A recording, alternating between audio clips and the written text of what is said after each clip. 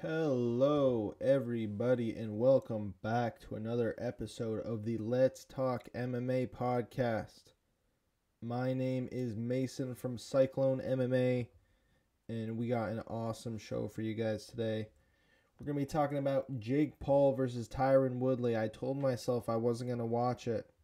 I ended up watching it. We're going to talk about the Ultimate Fighter finale, and then just do a short little recap of the whole season. We're going to talk about UFC 268. I'm going to give away some weekly awards. And then we're going to talk about the future of this channel that I always change. Without any further ado, let's get right into it with talking about Jake Paul and Tyron Woodley. So I always tell myself, like, whenever there's a Jake Paul fight, I'm going to skip it. I'm not going to watch it. It brings out the worst in me. It's something, when he fights, my blood boils. Because you have so many 11-year-olds thinking that Jake Paul is a world-class elite boxer. I got to give him credit, though. He had a good performance once again. He didn't get a knockout. Tyron gave him a good fight. And it was a split decision. I didn't think it should be a split decision. I think Tyron won. I think he won 2 rounds. If not 2 rounds, then 1 round. Somehow, some way, it was a split decision, and they gave him multiple rounds of this fight. Tyron Woodley had him rocked in the 3rd or 4th round. I was hoping he'd finish it right then and there. I thought the tides were changing. I was wrong. It just, I don't know. Not a good look for Tyron Woodley. It sounds like they're going to do a rematch because Tyron refuses to do the tattoo bet that they had. He says he's going to get the tattoo if they agree to a rematch, which, I mean, go get that money, T. Wood. I don't think a second fight with Jake is going to help him out at all. I think between the two of them, the one who's going to improve more in that time is going to be Jake Paul, the younger fighter. But go get that money, T. Wood. It seemed like he was fighting to not get knocked out by a YouTuber. It didn't seem like he was fighting to win, especially towards the end. He knows he's down. He knows he needs a finish to win. At least you would hope that he knows that.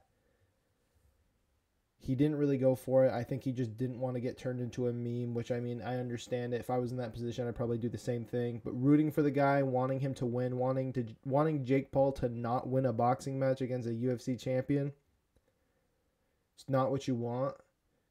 Jake Paul's going to be a good boxer. Like, when you think about the career of a boxer, the first set of people they fight aren't going to be good. He's at least fighting people who aren't good and are famous, so he can, make that money. It's a big decision, business wise. It just sucks because it's working out really good for him. I know I come off as like a big hater right now, but like, it's so annoying. What do you guys think of Jake Paul? Do you like the guy? What's next for him? Is he going to fight Tommy Fury? Is he going to fight Tyron again? I don't think Tyron fighting him again makes sense. I don't see it going any differently. Maybe Tyron catches him in this one. I don't know. But someone needs to beat that dude. Eventually he's going to bite off more than he can chew. Or eventually he's going to keep getting good and he's going to be, a good boxer. But yeah, I sound like such a sourpuss right now. I sound so salty, and that's because I am. So if you want to roast me below, go for it. It's okay. Just Woodley's career, dude. It's a stain on it. He lost to Uzman. Understandable. Uzman's one of the greatest welterweights of all time. He lost to Gilbert Burns. Gilbert Burns is a beast. He's a dog, dude. I think Gilbert Burns can beat Uzman. I know they fought. I know Burns lost. I think Burns he's gonna be fighting for the title again, and I think he can get it done. Then who was it? It was Colby Covington. He's about to fight for the title. He's a dog. Then it was Vicente Luque. Woodley actually went out there with some pep in his step, ready to fight. That was a good fight. It only lasted a round. Was it 2 rounds? I don't know. A good fight, though. And now he lost to Jake Paul in a boxing match. I mean, it was I guess a win-win for Tyron. You know, he got that money, big payday, didn't get knocked out, so he's not going to be that much of a meme.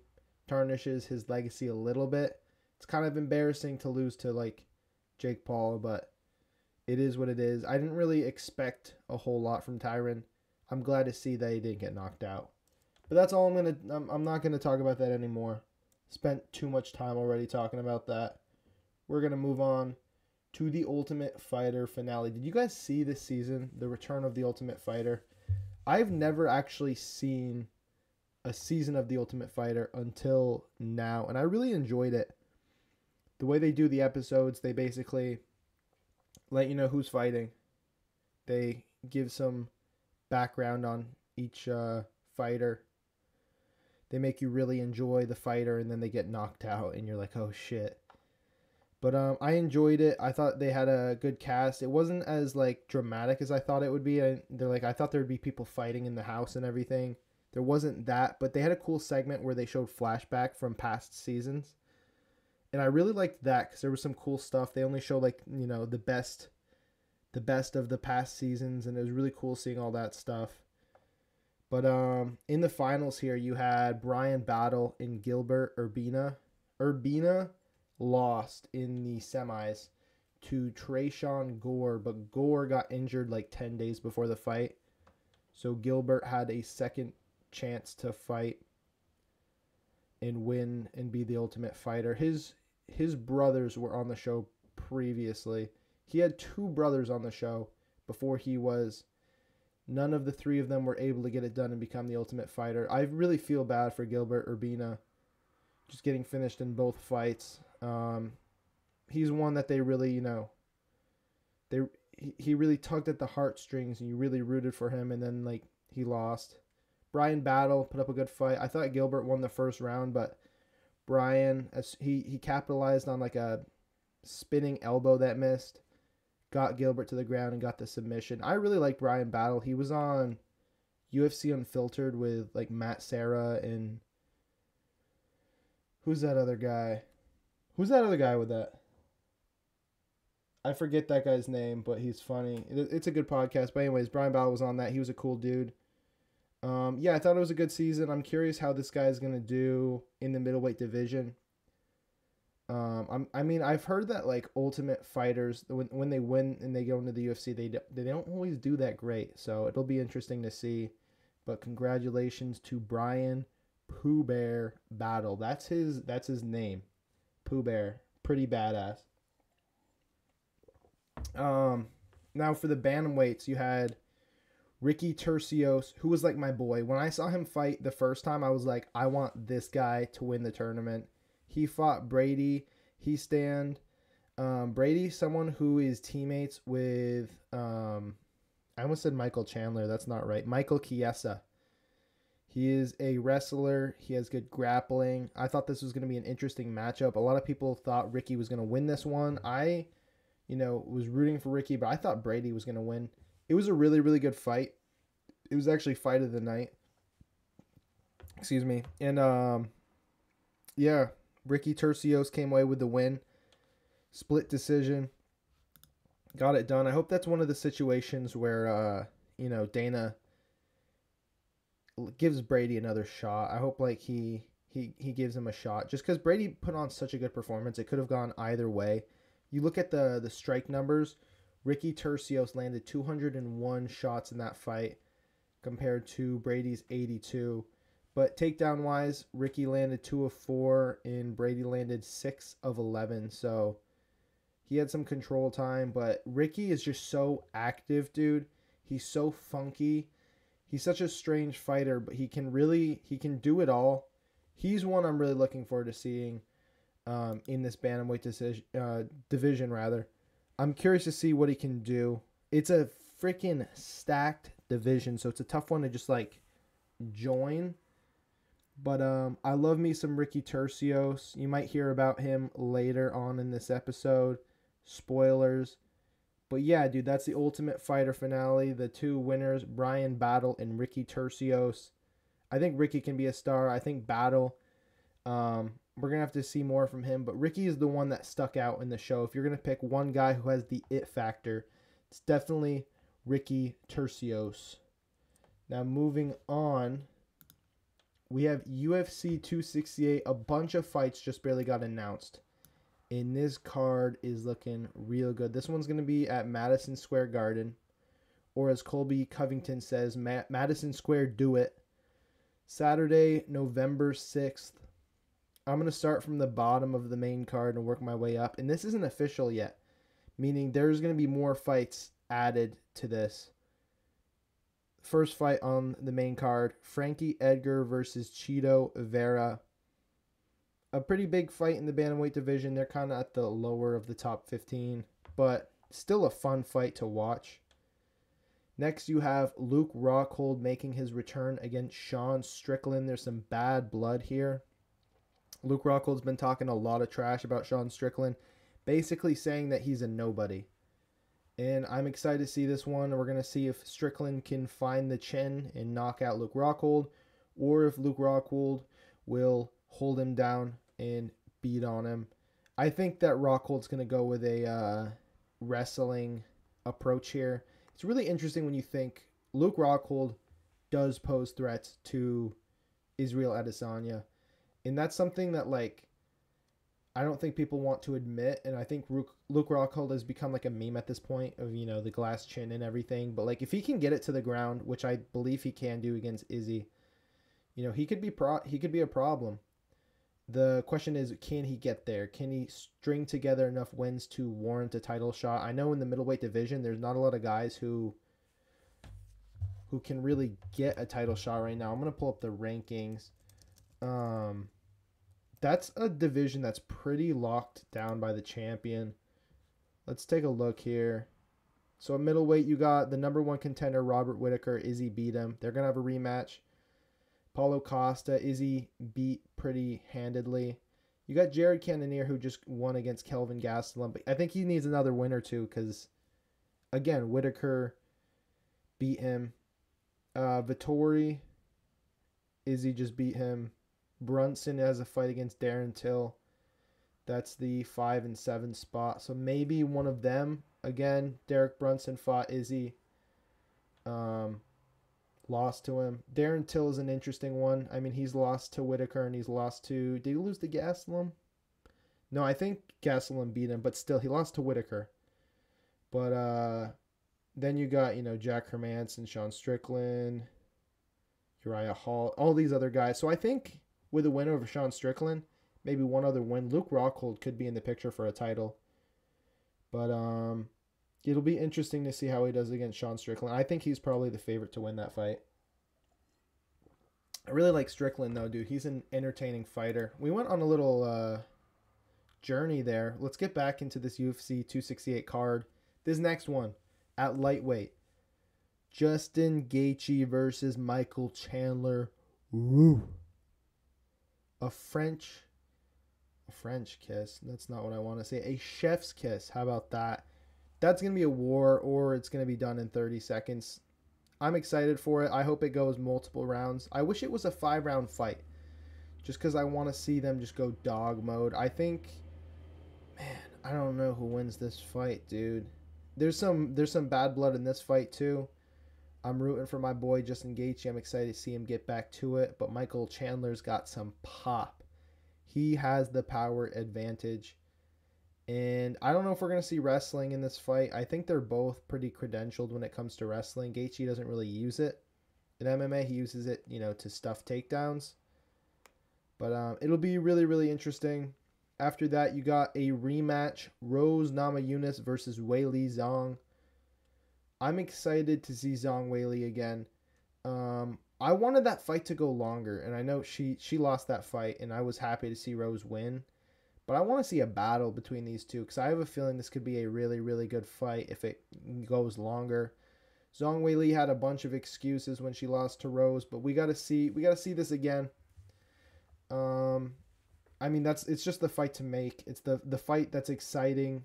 And I think Zhong Weili has the, you know, potential to win it back. I think this is going to be a really, really good fight. And finally, in the welterweight division for the title, Camaro Uzman versus Colby Covington. 2. The first fight was so surprisingly good. It was a fight that was supposed to be boring on paper. Two guys who are pretty wrestling heavy. But Camaro Uzman has proved to be a striker lately. He has a really good jab. He's got a lot of power. He knocked out Jorge Masvidal. No one's done that before. And then you got Colby Covington, who's got cardio for days, similar to Uzman. And I don't know, I see Uzman getting the jump on him. I see him winning this fight. I think that between the two, we've only seen Covington fight once since then, right? Is that right? I have to check on that. That seems crazy to me that he's only fought once. He fought Tyron Woodley and beat him in the 5th round. And then... yeah. He's fought once. That's kind of crazy. But that's going to be a good fight. I think Uzman gets it done. I think Uzman's just levels above everyone right now. I know you got a lot of Colby Covington fans out there who think he's the second coming of Jesus Christ, but I think Uzman finishes him quicker this time, or it goes to a decision. But yeah, UFC 268, good stuff. Looking forward to that card. That's the card right now where it's like you don't want anyone getting injured and pulling out, because that's a pretty stacked card. Next, we're going to move into the weekly MMA awards. I'm going to try, doing podcasts just about every week, and I'm going to give away some awards. And we're going to start off with the first award, which is Dana White's Worst Nightmare. The Dana White's Worst Nightmare Award. I'll give you 2 seconds to figure out who I'm talking about. The winner of that award is Jake Paul, dude. I hate to keep talking about him, but it seemed like that boxing event was just a big middle finger to Dana White. Who did you have, cage side or ring side, commentating and talking about the fight? Ariel Helwani, the guy that Dana White hates. You had AJ McKee there, repping Bellator. You had Dustin Poirier there. I don't know if he was in Jake Paul's corner, but he was backstage with him. Dana White it was not a good day for him. I don't know how many pay-per-views that sold. I'm assuming it did pretty all right. But yeah, Jake Paul, he is the winner of the Dana White's Worst Nightmare Award. Moving on, we have the El Cucuy Award. El Cucuy, the boogeyman, Tony Ferguson. Who's the winner of that award? Ricky Turcios. When he got on the mic after winning The Ultimate Fighter, I was trying to figure out who does he remind me of? He reminds me of someone. Tony Ferguson. I think Tony Ferguson transferred his power to Ricky Turcios because he's awkward. He wins fights that you don't think he should win. He's always active. He's got good cardio. He's throwing elbows from his back, doing crazy shit, being weird, doing awkward movements, very unconventional. He gave me El Cucuy vibes, and I really dug it. So Ricky Turcios wins the El Cucuy Award. My next award, man, I got a lot of awards here. I got 5 of them. I think in the future I'll just do 3 or 4.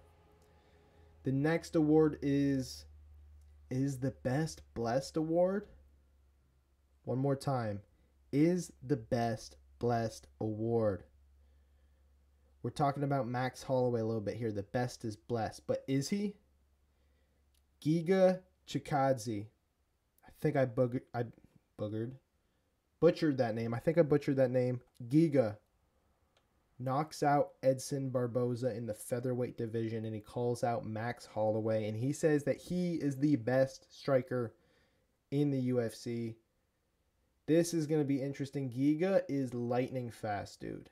And he was sparking Edson on the feet. And you don't see a lot of guys just destroy Edson on the feet and pick him apart. Usually you see it as a power issue. This was just a speed thing. You just don't see that. And it was not just punches. It was kicks. It was flying knee attempts and elbows. And Giga's a problem, and Max Holloway's my favorite fighter, and I'm a little bit nervous for him. Not gonna lie to you guys.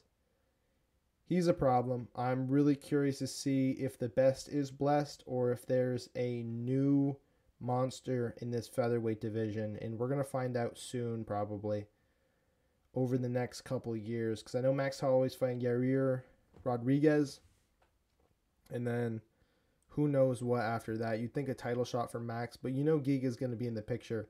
When you knock out Edson Barboza, he's coming. The next the next award is, so that's where Kevin Lee fits into all this award. That award goes to D-Rod, Daniel Rodriguez. He's got some dope tattoos. He's got some really, really big traps, dude. Trap goals. He's a scary looking bro. And he's recently pieced together some wins. How many wins has he got? Let's see. 3 wins in a row. But since 2018, he's had 1, 2, 3, 4, 5, 6, 7, 8, 9, 10, 11, 12, 13 fights, 1 loss. And it was a decision to Nicholas Dalby. I think D-Rod could be a problem. I think he's going to get... Oh, wow, I didn't realize he was a 10th Planet Jiu-Jitsu guy over there with Eddie Bravo. But yeah, he beats Kevin Lee. I thought Kevin Lee was going to win this fight. He didn't. It sounds like Kevin Lee had good success in the first round, but D-Rod broke the brakes off of him in the second and third round. He also has a win over Mike Perry, so he's got some names under his belt. I think he's going to probably try to crack the top 15 in his next fight. Should be interesting to see what happens with D-Rod, the dude who proved to have the scarier, meaner tattoos compared to Kevin Lee. Have you seen Kevin Lee's new tattoos, bro? They like go up his back, his neck, and then the back of his head. Anyone who has like head or face tattoos, you just don't want to mess with. And it looks like D-Rod has some on his neck too. It's just like, it's pretty freaky, dude. All right, my final award for today. The Bullying Free Pass Award. This person is now bully free because of this award. They get the pass. We can no longer pick on this person that we always like to pick on. It is Brendan Schaub. This is late news. You guys all probably know about it by now. But Brendan Schaub is a little bit of a hero. He was driving. He saw a car on fire. There was a bunch of kids in it. Got the kids out of the car. The mother was dead. Saw a man fleeing. Turned out it was the kid's father. Tried killing his entire family. Kevin Lee got him out of the car, out of traffic, to safety. Talks about it on the Fighter and the Kid podcast. I saw a clip. Go check it out for the full story. It's pretty crazy. He was choking up about it, which obviously you would. That's a pretty traumatic event. But I'm someone who, you know, I don't comment and like shit on people because that's just kind of messed up. Although I did spend like the first 10 minutes of this podcast shitting all over Jake Paul. But Brendan Schaub is someone who, like, I have a buddy who, you know, is a Rogan fan. And we talk about Brendan Schaub. We kind of poke fun at him. But, like, the dude's got a big heart. He can be cringe sometimes. But what he did right there, a really cool thing. Very honorable, very brave. And just good job, Brendan Schaub, I guess. You know, I'm giving him flowers right now. So he's bullying free now. We can't bully him anymore. We gotta make him feel better. Tweet at him. Say good job. Sucks about the kids. Sucks about the woman whose husband killed her. Just messed up. Kind of took it to a dark place there. But really, we're shouting out Brendan Schaub. Don't pick on him anymore. Now let's talk about me. If I can get to the clip. I keep burping, dude. You never eat Chinese food before a podcast. I learned that right now. So, let's talk MMA. What is this show? It's a podcast. We know that. We haven't broken into like 30, 40 minutes yet. It's 24 minutes as of right now. I'm going to try doing this like every week. I'm going to try doing one podcast a week. And on this channel as well, I want to do a video or two a week. I don't know what videos I'm going to make. It's going to be MMA related. I have a bunch of stuff. I've just been making random videos and sticking it on this channel for like a year now. I still don't know what I want it to be. I've had a lot of ups and downs. I did these commentaries that I loved doing. It was quick. I could just get them out the day of fights. They generated so many views, and YouTube and the UFC started shutting them down, and that sucks because I think that's what a lot of people subscribe for. And I feel bad not being able to give them that. But it is what it is. I'm going to figure it out. I'm going to try making content that I enjoy making and that people enjoy watching. These podcasts are just a great way for me to, I don't have a ton of friends who are into, MMA. So this is my way of just getting it out there, talking to you guys. Unfortunately, I wasn't able to make a lot of videos this summer. I've been super busy working on a bunch of stuff. I'm in my senior year of college, so I'm still super busy, but I have a little bit more free time, believe it or not, with college rather than, 40 hours plus of work every week. So I'm going to try going out, making stuff, being consistent, and we'll see what we do. I want to grow this channel. I want to get bigger. Not just the channel too. Like, I have these podcasts on Apple Podcasts and Spotify as well. So if you don't want to watch the video, feel free to go there, leave a review, leave a like if you're on YouTube. Let's grow this thing. It's really fun making these podcasts. I enjoy the graphics, enjoy making that seem official. I just want to grow, get better. I want to do more with this. I want to interview fighters. I interviewed Sam Alvey. I want to reach out to more fighters, try to get more interviews, include it here in this podcast, and really just grow. If you guys have any questions, I want to have a place for you to leave them so I can do like a Q&A segment. Eventually, I want to do these live and do live podcasts. Unfortunately, I'm not quite there yet. Talking can be hard sometimes, especially when you have to drink water every 5 seconds because my mouth keeps drying up. I want to have guests on the show. The sky's the limit. This thing's going to keep growing, and I think weekly uploads will help with that. So expect 2 or 3 videos on this channel every single week. One will definitely be a podcast. One will be some other type of video. Want to start doing more like tier list stuff because I think you guys enjoyed that, but we got more stuff coming. Sorry for the inconsistencies, and yeah, we'll be back at you with another video very soon. Peace out, everyone. Have a beautiful day.